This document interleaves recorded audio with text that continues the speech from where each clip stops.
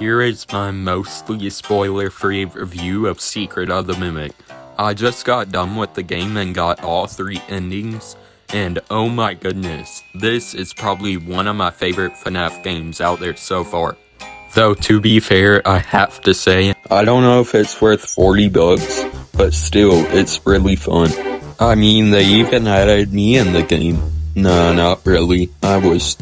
I think that playing as a sleep-deprived teenager really shows how bad Fazbear was to their employees, and you cannot tell me that this at the start does not look like Fazbear Hills from 5 Laps at Freddy's. I saw a lot of negative comments on the feed page, but I don't know why. I think people just hate on Steelwool because they're not Scott Cawthon, which they need to stop. Steelwool still makes great games. But this is probably one of the scariest FNAF games. The part with the Mimic hiding, and the fact that he can be in any one of the suits, especially in the workshop, just makes it very terrifying. So if you're a FNAF fan and you want this game, I'd say definitely buy it. You'd enjoy it a lot. I got annoyed on some parts, like the nurse lady chasing you. You are not William Afton. She came back to life like 8 times. Towards the end, you have to lip some things to make a pathway through a door when you could literally just jump over it, which doesn't make sense, but that's in a lot of games, and it doesn't take away from the main game. It just got repetitive and boring, though I must say one part of the game that made it outstanding was the endings. They were so good. And, slight spoiler, the Springlock suits that are all around that you can climb in, it just struck fear in my heart knowing that they might go off.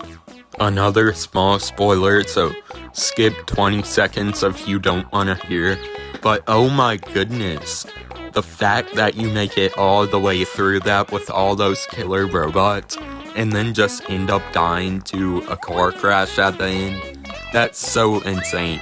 But I must say, this game really shows a great beginning to Fazbear, even though they aren't the nicest people it looks like.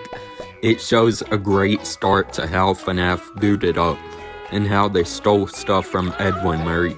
There are a few parts where they show the original 4 animatronics, which I think is good, so the game doesn't seem that far off from the original, but they also show the original 4 in the end credits. But honestly, this is in my top 3 FNAF games, along with FNAF 1 and FNAF 6.